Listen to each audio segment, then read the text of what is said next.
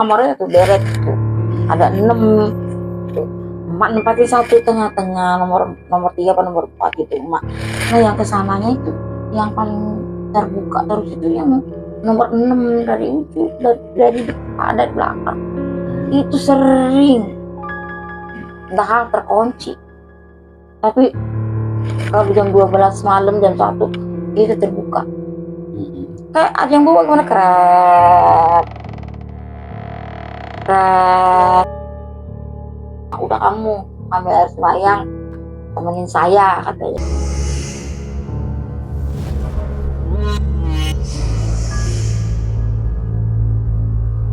Di remote wah keringetnya bobot. Nggak sanggup dah, nggak sanggup ngkong katanya gitu. Nah ntar juga ada yang ngembaliin. Kamu kalau itu ngomong aja, tapi jangan marah-marah, ngomong aja. Kalau pinjem balikin, nih mau make nggak ada gitu aja kamu ngomongnya gitu, diajarin tuh sama tetangga emak. Ya udah, masa begitu piring ini sendok pada kagak ada sih, kalau minjem balikin kayak tahu nih ntar emak ngapain sebentar, tahu di tempat sendok itu penuh lagi sendoknya. Tapi bener udah dipulangin. Bener. Langsung ngomong apa ngomongnya, rumah kamu itu memang banyak penghuninya, sarangnya, kamu pindah dari rumah itu. Emang kenapa bah rumah itu?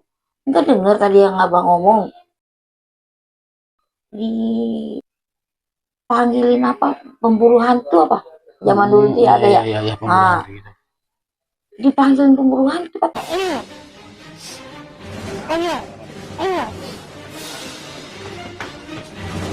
Kalau nggak salah 35 juta. Assalamualaikum warahmatullahi wabarakatuh. Balik lagi di channel HG. Hari ini saya sudah kedatangan narasumber yang mau berbagi cerita tentang pengalaman hidupnya. Kita sapa dulu narasumbernya. Assalamualaikum Mak Iis. Waalaikumsalam warahmatullahi wabarakatuh. Nah, Mak Iis ini punya cerita pengalaman hidupnya ya Mak ya. Iya. Nah, tadi kita sudah ngobrol banyak ya Mak, cerita-cerita tentang Mak Iis yang pernah menempati rumah yang terbengkalai atau rumah tua ya Mak. Mak Iis ini mengalami gangguan-gangguan tanpa kasat mata, sempat ketakutan juga. Bisa nggak Mak diceritain dikit Mak kisi-kisinya Mak? Ya, awalnya emak tinggal di Jakarta Utara. Terus om punya rumah di daerah Bekasi Utara juga. Ya itu rumahnya itu selama 2 tahun nggak ada yang nempatin, soalnya rumahnya terlalu gede. Adalah 300 meteran sih persegi itu rumahnya. Nah, memang sebelum mama tempatin juga itu udah sering tetangga-tetangga itu katanya ada orang di dalam, padahal nggak ada yang nempatin rumah itu. Gitu. Oke, mari tahan dulu ceritanya ya Mak. Iya. Nah, buat teman-teman yang penasaran pengen tahu cerita lengkap dari Mak Iis, tonton dulu videonya sampai habis. Jangan di skip-skip. Yang belum subscribe, bantu subscribe, like, komen, dan share sebanyak-banyaknya. Terima kasih juga buat teman-teman yang udah mendukung channel HG. Mudah-mudahan teman-teman diberikan rezeki yang berlimpah, sehat dan panjang umur selalu dalam perlindungan Allah. Seperti biasa yang mau jadi narasumber, seperti Mak Iis, caranya gampang banget. Bisa DM ke Instagram Hendrik Gimanto atau hubungi WhatsApp yang saya cantumnya di bawah ini nih. Sebelum video ini kita putar, kita lihat cuplikan yang satu ini. Apaan tuh? Ada doa apa buat Bapak? Buat mata Bapak.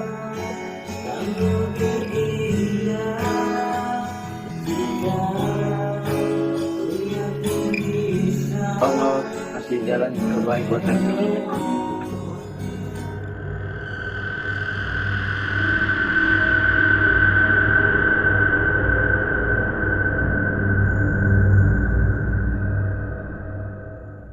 Oke, Mak Iis, bisa diceritain dari awal sampai akhir itu di tahun berapa Mak Iis? Tahun, pokoknya kesini udah 10 tahun yang lalu lah. Oke. Di situ tuh memang kondisinya juga masih rawa-rawa semua. Kondisi kiri kanan, depan belakang juga Masih sawah ya, Mak? masih sawah semua. Posisi rumah itu memang adanya di pengkolan. Di situ sih disebutnya orang-orang bilang seng biru itu. Setelah menempatin rumah itu 1 bulan, 2 bulan itu belum ada kejadian, masih biasa-biasa lah. Ada kejadian juga istilahnya belum yang menakutkan lah gitu, masih bisa bisa bertahan lah gitu di rumah itu.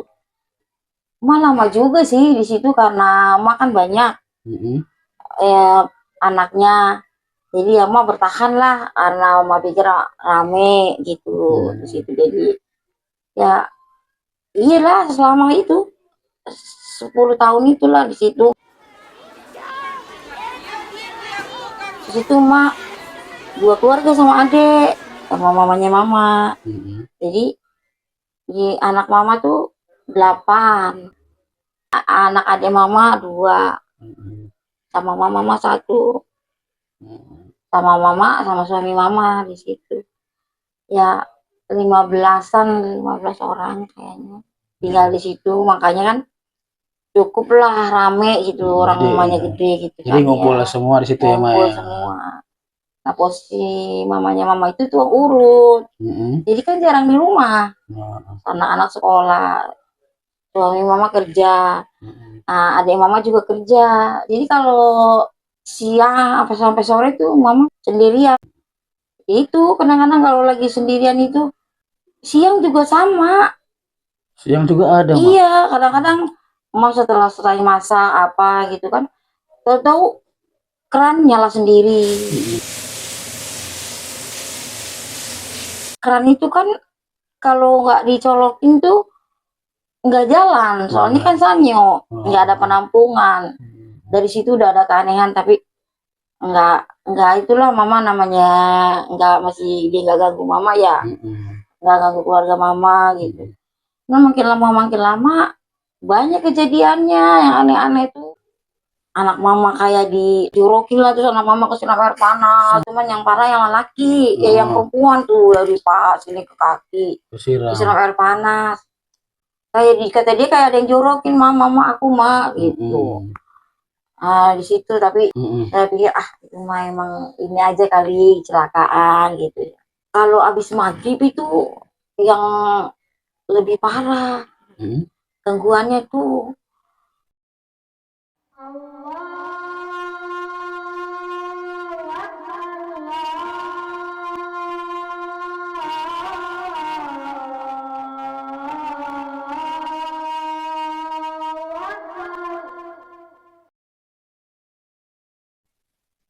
Kan adek ini pulang jam 8 jam 9 gitu pulang kerja tuh. Tapi abis maghrib adek itu pulang. Nah dia juga nggak assalamualaikum ya, mama juga nggak negor deh, biar barangkali pulang cepet gitu ya. Jadi asal masuk nyelonong iya nyelonong aja tuh masuk ruang TV tuh nyelonong aja, dia masuk ke kamarnya dia gitu kan, ke kamar. Terus setelah jam 9 emak juga nggak lihat-lihat juga lagi, nggak ada curiga-curiga gitu ya. Setelah jam 9 tuh assalamualaikum lah, ada mama pulang tuh. Assalamualaikum lah, kamu tadi maghrib udah pulang gitu. Apa sih orang aku baru pulang gitu. Tapi mama ngelihat tadi mama udah pulang. Iya cuman ya makanya lewat jalan napaknya apa enggak namanya sambil nonton TV gitu kan, dia sit gitu. Tapi emang bajunya emang mirip sama banget, sama baju yang dipakai adek mama itu. Tapi mak postur wajahnya ya seperti apa tuh mak? Pokoknya agak mirip lah. Mirip banget, nggak ada aneh sama sekali. Nggak ada, mirip cuma nggak bersuara doang gitu. Mirip, nggak bersuara. Nah dari situ tuh Dari situ mama, udah mulai nih kayaknya ya yang diomong orang-orang itu rumah berhantu gitu kan, bilangnya orang-orang tetangga-tetangga itu kan kalau ngomong, ibu betah di situ ibu, itu kan rumah itu banyak hantunya bu gitu.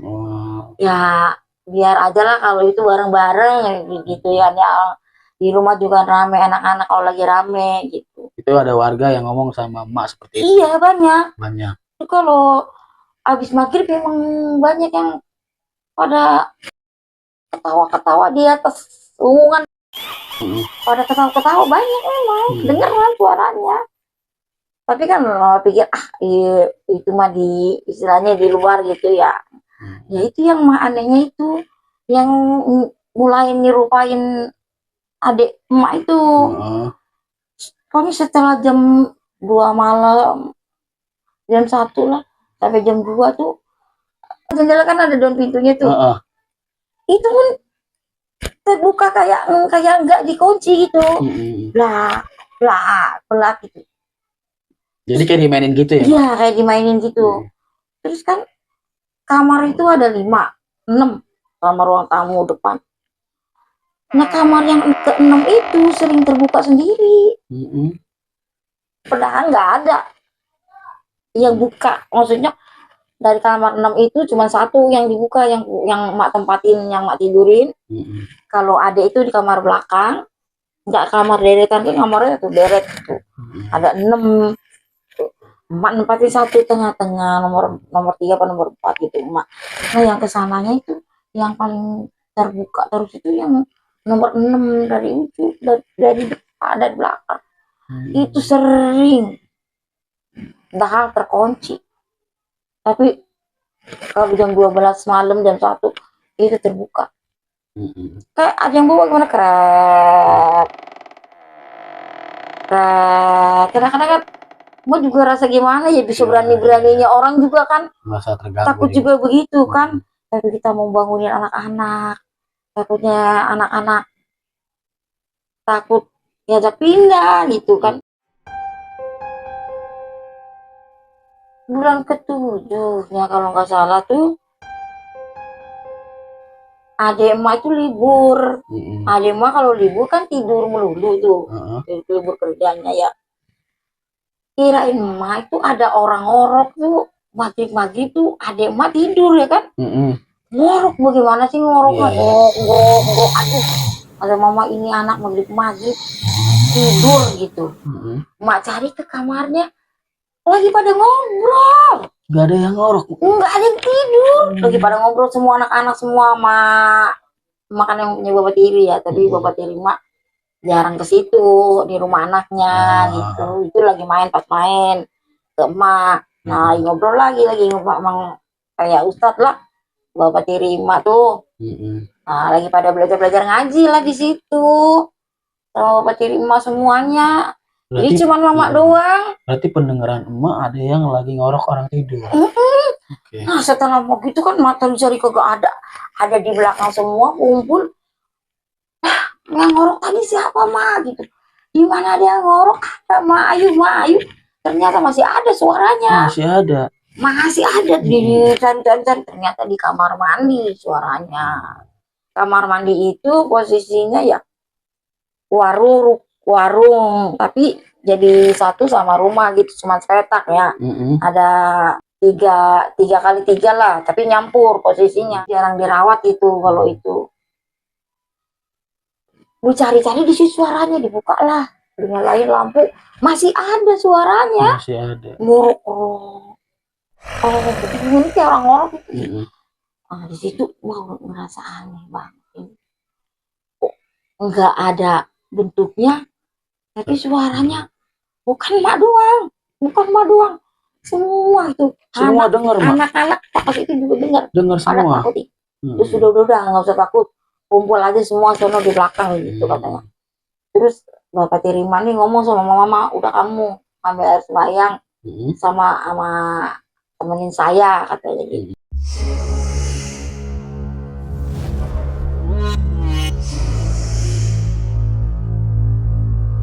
Tiri mau keringetnya bobot, udah keluar dari ruangan itu. nggak sanggup dah, nggak sanggup ngkong katanya gitu. Kenapa kong? Nggak sanggup. Kenapa? Pokoknya nggak sanggup bangkong dah. Padahal itu agamanya bener-bener nggak sanggup. Udah kata ngkong gini aja, lampunya nyalain aja, jangan dimatiin gitu. Terus kalau siang bersih-bersihin katanya. Nah semenjak kejadian itu iyalah tuh lampunya dinyalain terus. Kalau siang ya dibersihin terus, sapuin, dipelin katanya. Kalau sering disabak mantan juga dia pergi, kata ngkong gitu. Itu setiap hari mau diganggu masa. Setiap hari. Cuman kan emak kalau bilang sama namanya anak-anak ya, ntar takut gitu, nggak betah, takutnya kayak gitu. Udah dah tahan aja sendiri gitu kan. Gimana sih mau pindah juga nggak enak, dibilang nggak enak sama om itu loh, ntar sangkanya orang nggak disuruh bayar aja. Si omnya itu memang sih kalau itu suka dateng ke situ, ya ngasih duit lah buat perawatan rumah, kan namanya rumah gede. Berarti kan rumah segede itu ya, Mak. Jadi di dalam rumah itu ada kamarnya masing-masing. Berapa kamar, Mak? Kamarnya 6.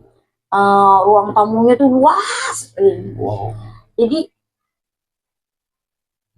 200 meter itu ruang itunya lebarnya 4 meter, itu ruang tamu semua. Coba panjangnya seapa? Orang kalau ngepel tuh 2 jam baru selesai. Kalau ngepel itu padahal nggak tingkat, cuman rumah-ruangan gitu doang. Jadi kamarnya nggak ruang tamunya los, kamarnya dari ujung sampai ujung tuh 6 kamar. Kamar mandinya 2, dapurnya itu luas lah, dia bilang luas banget dapurnya juga. Nah yang warung itu ada 3 meter mungkin.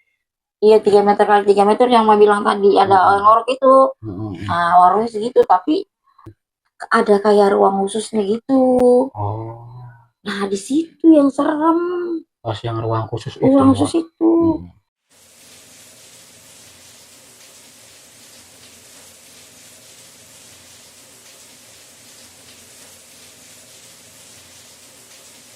Kalau dibilang kadang-kadang sendok nggak ada. Padahal mah tetangga nggak ada kan, siapa yang mau ngambil? Sendok nggak ada. Gelas kadang-kadang nggak ada. Nah, main nih ke rumah tangga, beneran orang Jawa kan, aku ngomong, Mbak, masa sendok aku, gelas aku sering hilang ya Mbak? Aku ngomong gitu, mama bilang gitu kan sama tetangga. Ya udah sabar aja, ntar juga ada yang ngembaliin. Masa gitu si teman mak itu, tetangga mak itu yang mau ngomongin itu, siapa yang mau ngembaliin Mbak? Nah ntar juga ada yang ngembaliin. Kamu kalau itu ngomong aja, tapi jangan marah-marah, ngomong aja. Kalau pinjem balikin, ini mau make nggak ada gitu aja kamu ngomongnya, gitu diajarin tuh sama tetangga emak. Ya udah, masa begitu piring ini sendok pada kagak ada sih, kalau minjem balikin kayak tahu nih ntar emak ngapain sebentar, tahu di tempat sendok itu penuh lagi sendoknya. Tapi bener udah dipulangin. Bener ada di tempat sendok itu kayak kotak ini ya, tahu banyak banget. Ya Allah bener ini kata si Mbak, kita ngomong aja dikembaliin tuh sendok gelas gitu, tapi kadang-kadang gitu nggak ada lagi. Kata si Mbak lagi dipinjem, ya kalau itu ngomong aja gitu ngembaliin, dikembaliin. Tapi benar iya, makanya kan emak tadi bilang suka panik, kaget karena emak juga jauh dari tetangga kan, jauh dari tetangga, yang minjem nggak ada yang kan, minjem nggak ada. Terus yang emak mau kasih juga siapa, orang nggak ada tetangga gitu kan. Kalau anak-anak kecemplung nggak mungkin orang pakai wastafel kan, cuci piringnya gitu. Nah lama-lama ada keanehan di mamanya mama. Mamanya mama nih ngurut, tapi kalau ngurut kayak panas dingin, tidurnya begini nekuk gitu. Udah dibawa ke rumah sakit, nggak apa-apa ibu pak kecapean doang, udah berobat di ke rumah sakit, udah berapa rumah sakit aja kata orang minum obat nih, udah minum obat apa aja ya herbal, udah mau minum apa aja lah herbal yang kata orang sekian sekian, udah mau namanya pengen sembuh ya mamanya emak ya, tapi tetap ke kamar mandi digotong, jadi di posisi begini Oh, jadi beringkuk gitu kakinya gini gancet dua-duanya, ini begini nih. Tapi melek anehnya itu ngomong bisa, makanya kata di rumah sakit kata dokter nggak ada penyakitnya. Macam itu kan bingung ya. Emak itu kan tukang urut. Ada langganan tukang beca yang suka mataikin tuh. Nenek kemana neng gitu? Ini lagi sakit bang. Sakit apa? Itu ah tangannya nggak bisa terbuka, dia ngeringkuk aja dia bang gitu. Dari kapan ya? Ada 2 minggu 3 minggu mah ini udah, pokoknya udah hampir sebulan ini lagi.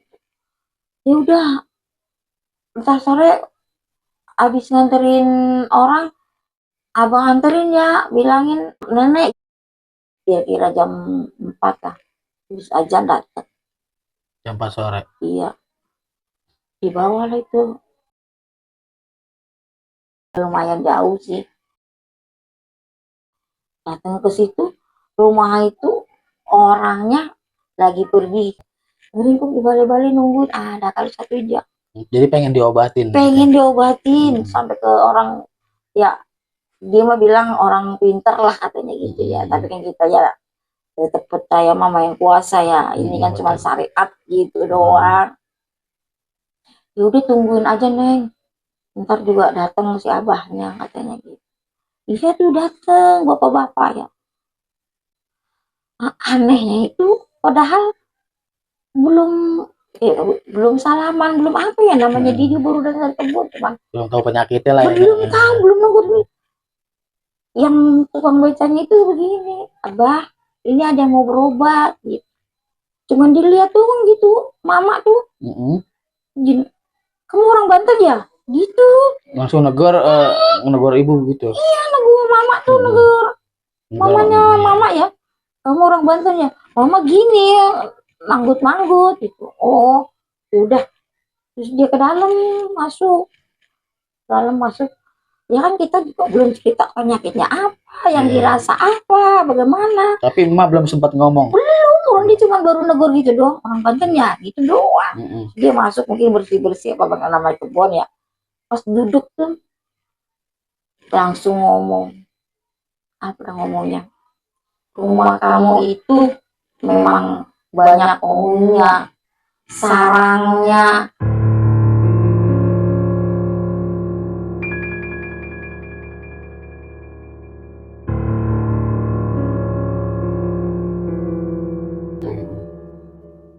Sekarang gini, kamu sayang nggak sama mama? Sayang lah bah. Kalau kamu sayang sama mama kamu pindah dari rumah itu. Emang kenapa bah rumah itu? Enggak dengar tadi yang abang ngomong. Mesti diulang lagi yang abang ngomong. Dibilang itu benar dah orangnya. Cuma juga kayak gimana gitu ya. Mesti bah ulang yang abang ngomong tadi. Gitu. Kamu nunggu mama kamu mati gitu. Nah dia nggak begitu bah, nggak begitu juga, maksudnya gimana bah? Minta solusinya. Udah kamu cari rumah lagi. Kamu titilah dulu nih mama kamu. Kalau mama kamu pengen sehat, pengen kembali bisa jalan katanya gitu. Oh itu kata yang ngobatin emaknya emak tuh. Jadi emak suruh pindah dari rumah itu yang emak tempatin. Jadi itu sarangnya. Emang sarangnya setan kali ya, nggak tahu drama juga orang bilang itu sarangnya. Dia bilang gitu tempatnya. Ibarat sebelum emak dia dulu udah nempatin situ kali ya. Sebelum emak biar serame-ramenya juga ya namanya, dia lebih kuasa kali pikirannya.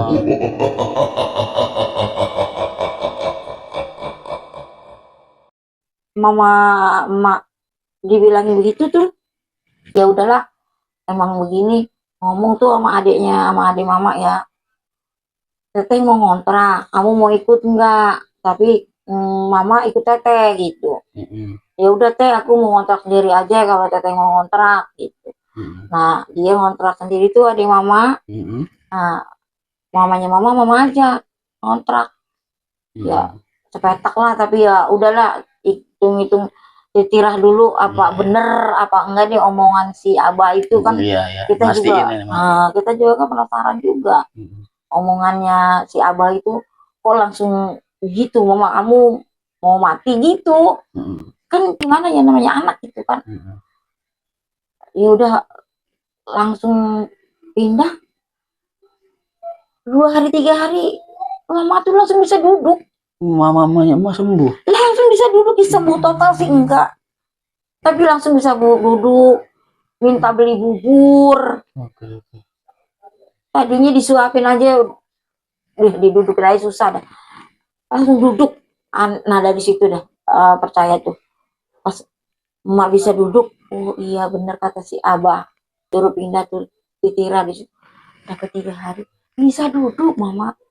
Nah setelah diomongin sama si Abah yang emak tadi berobat, emak langsung pindah apa berapa hari kemudian pindah dari situ? Kan cari kontrakan dulu, kan nggak langsung pindah ya. Langsung pindah dulu ya. Cari kontrakan dulu. Nah setelah dapet, baru mak pindah. Semuanya tuh mak dikosongin. Setelah emak kosongin, ternyata lebih parah. Udah nggak karu-karuan dah pokoknya. Orang lewat itu katanya ada inilah, ada itulah, hancur lagi rumahnya. Jadi kaca-kaca itu pada ditimpukin, katanya ada orang lah, ada apa lah gitu di situ. Terus sama om itu dipanggilin apa, pemburu hantu apa, zaman dulu sih ada ya. Nah, dipanggilin pemburu hantu katanya. Iya.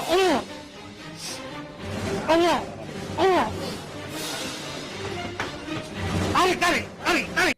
Rumah itu tuh sempat dipanggilin pemburu hantu. Iya katanya dapat berapa puluh gitu, katanya banyak.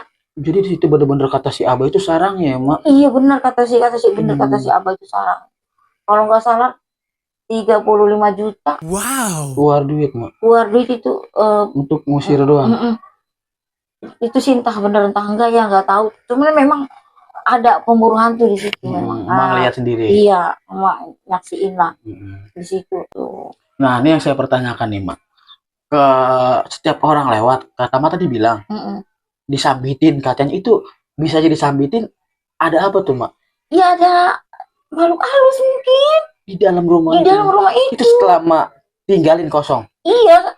Pokoknya sebelum mak tinggalin di situ juga memang begitu. Oh, sebelum mak tempatin udah ada begitu juga. Iya, sampai berapa kali tuh sama om juga begitu. Makanya mama suruh tempatin karena si om tahu kalau mama itu anaknya banyak. Jadi mungkin rame gitu. Nah, sebelum kan mak nempatin nih, warga situ kah apa tetangga-tetangga situ belum ada omongan ke mak mau nempatin rumah itu? Udah ada juga sih. Mama pikir masing-masing aja dah. Lu gua istilahnya kalau kayak orang Betawi kan gitu ya.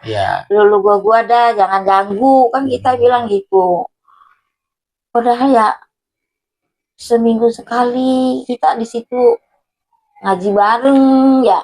Kita ngerti di situ namanya orang ngomong banyak setannya lah katanya ya. Seminggu kita kayak kita ngaji bareng-bareng, tapi tetap aja nggak bagaimana sih kayak gak mau pergi gitu itu.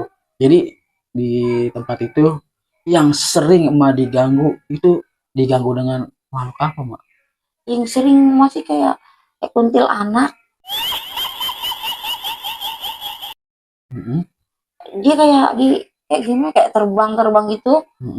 Pokoknya ya kalau orang yang penakut mah lari dah. Yang sering tuh kayaknya kuntilanak sama yang genderuwo itu. Ada godoronya juga.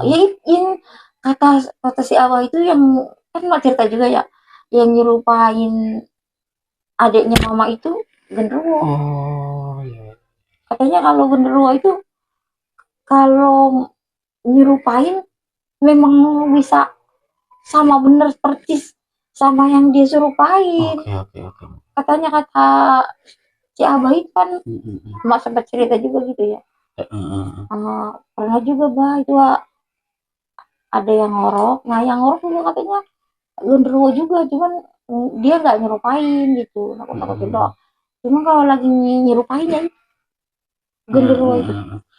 Berarti ya bagusnya mak keluarganya mak lumayan banyak juga ya mak ya. Iya, Kalau emak lumayan mungkin banyak. kalau mau dikit, aduh mau deh nggak tahu deh ya Ya mak ya. kalau dikit mah mungkin sebulan 2 bulan mah udah Iya lah, Mak. nggak itulah, nggak berani. Apalagi rumah segede gitu ya mak. Iya. Berapa kamar di dalamnya. Anak paling gede yang perempuan baru 14 tahun. Yang paling gede kan semuanya masih kecil-kecil. Nah nih mak, yang saya mau tanyain lagi sama mak, kenapa bisa dinamain rumah seng biru mak?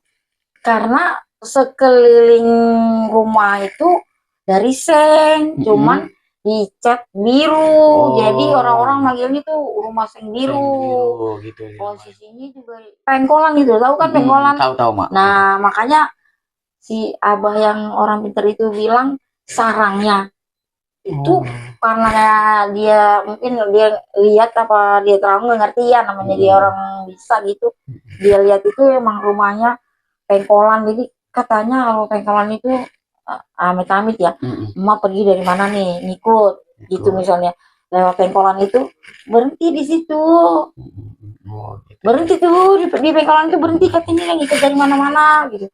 Nanti kalau ada orang pergi lagi, kalau dia udah bosan di situ, ikut sama orang itu pergi lagi keluar. Lagi nyari tempat lagi gitu. Katanya tempat mampir lah gitu kalau kata orang kita mah. Kalau kata orang-orang mah tempat mampir sebentar gitulah. Ntar ikut lagi sama yang lain. Katanya begitu kalau pengkolan. Iya. Oke mak, ada pesan-pesan gak nih mak buat yang udah nonton mak? Ya pesannya siapa ya nih, kalau istilahnya kita ya nggak usah takut juga gitu. Dia nggak usah berani juga lah. Iya. Takutnya ya kita nggak tahu namanya dia orang halus ya. Kita hidup berdampingan. Kita hidup ya pengennya berdampingan aja. Cuman ya kalau udah merasakan kayak emak gitu ya nggak tahu juga deh, emak aja setiap orang pasti ada ya mak ya. Iya. Oke teman-teman, mungkin ceritanya Mais kita akhir sampai sini aja. Mais, terima kasih udah mau berbagi cerita pengalaman hidupnya. Semoga keluarga dan Mais diberikan kesehatan ya Mais. Amin. Nah buat teman-teman yang mau jadi narasumber seperti Mais, caranya gampang banget. Bisa DM ke Instagram Hendry Gimanto atau hubungi WhatsApp yang saya cantumkan di bawah ini. Yang belum subscribe, bantu subscribe, like, komen, dan share sebanyak-banyaknya. Saya dan Maniis mohon pamit. Assalamualaikum warahmatullahi wabarakatuh.